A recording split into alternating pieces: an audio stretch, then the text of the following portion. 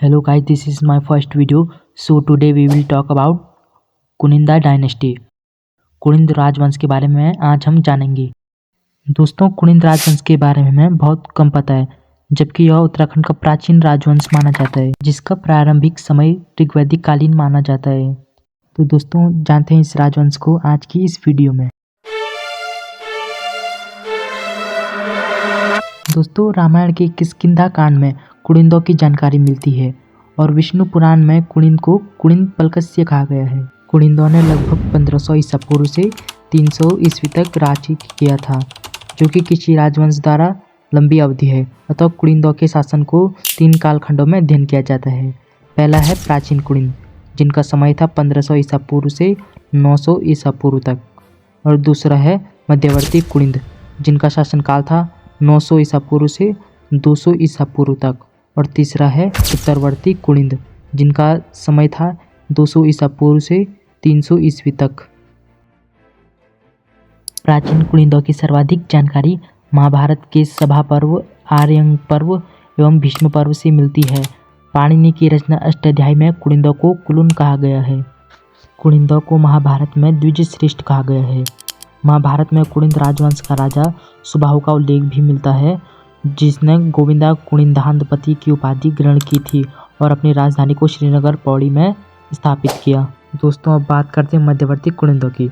मध्यवर्ती कुनिंदों के इतिहास की विस्तारपूर्वक किसी को भी जानकारी नहीं मिलती है।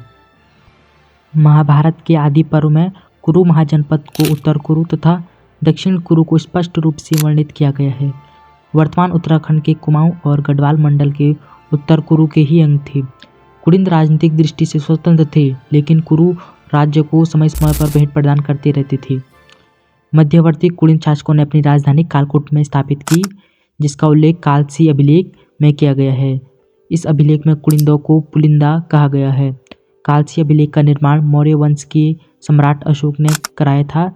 मौर्य वंश के संस्थापक चंद्रगुप्त मौर्य ने ही पहली बार भारत में एक छत्र शासन की स्थापना की थी, जिसके बाद उत्तराखंड के सभी जनपद मौर्य वंश के अधीन थे, जिसे यह ज्ञान प्राप्त होता है कि दोस्तों प्रारंभ में कुनिंद लोग मौर्य के अधीन थे।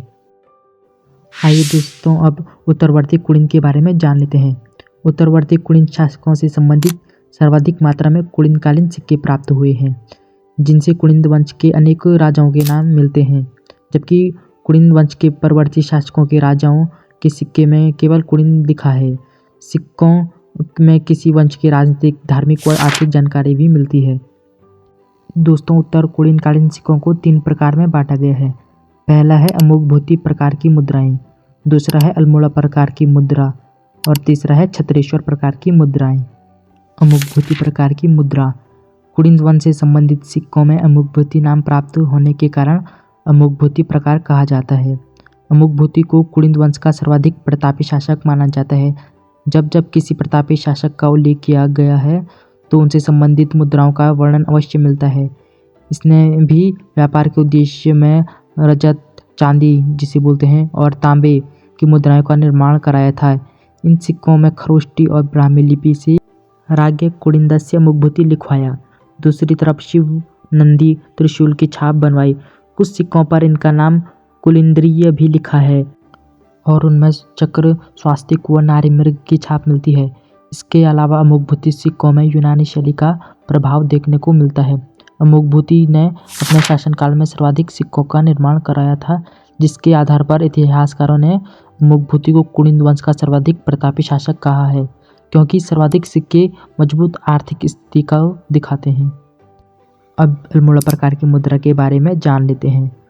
कुनिंद वंश से संबंधित सिक्के अल्मोड़ा में प्राप्त होने के कारण इन्हें अल्मोड़ा प्रकार की मुद्रा कहा जाता है। इन सिक्कों पर मानव मूर्ति और कुबड़ वाले बैलों की छाप मिलती है। यहाँ पर अधिकांश सिक्कों को तांबे सिक्के प्राप्त हुए हैं, जिन पर 4 राजाओं के नाम उल्लिखित हैं। पहला है शिवदत्त, दूसरा शिपाली, तीसरा हरिदत्त और चौथा भागवत। वर्तमान में यह सिक्के लंदन के संग्रहालय में सुरक्षित हैं। अब है छत्रेश्वर प्रकार की मुद्रा।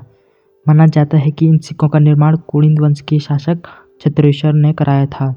ये सिक्के भी तांबे के बनाए गए थे और इन सिक्कों में ब्राह्मी लिपि में भगवत छत्रेश्वर लिखवाया। इन सिक्कों पर कुषाण शैली का प्रभाव देखने को मिलता है। ज्ञात मुद्राओं के आधार पर राजा छत्रेश्वर, राजा भावु व रावण को इस वंश का अंतिम शासक कहा गया है, जबकि सिक्कों पर अंकित नाम के आधार पर कुलिंदों का प्रथम शासक विष्णुदेव को कहा जाता है।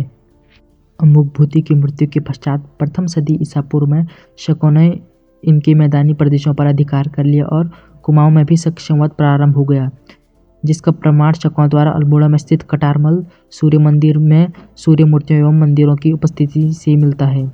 शकों के बाद राज्य में के तराई भाग में शक और कुषाणों ने अधिकार कर लिया, लेकिन साथ ही कुड़िम भी कुछ क्षेत्रों पर शासन करते रही।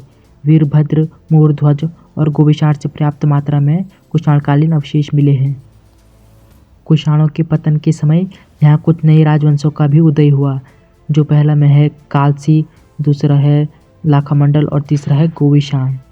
माना जाता है कि उत्तरवर्ती कुलिंद वंश के समकालीन यौधेय राजवंश था, जो कुलिंद वंश की एक शाखा थी। यौधेय राजवंश ने वर्तमान जौनसार, भाबर, शिमला, कांगड़ा, कालों का झंडा के क्षेत्र कर्तरीपुर राज्य की स्थापना की। इन क्षेत्रों से प्राप्त सिक्कों में ब्राह्मी लिपि धदे में यौधेय गंजस्पस्य लिखा गया है। Thanks for watching guys. अगर यहाँ तक आए हो तो सब्सक्राइब भी कर दो।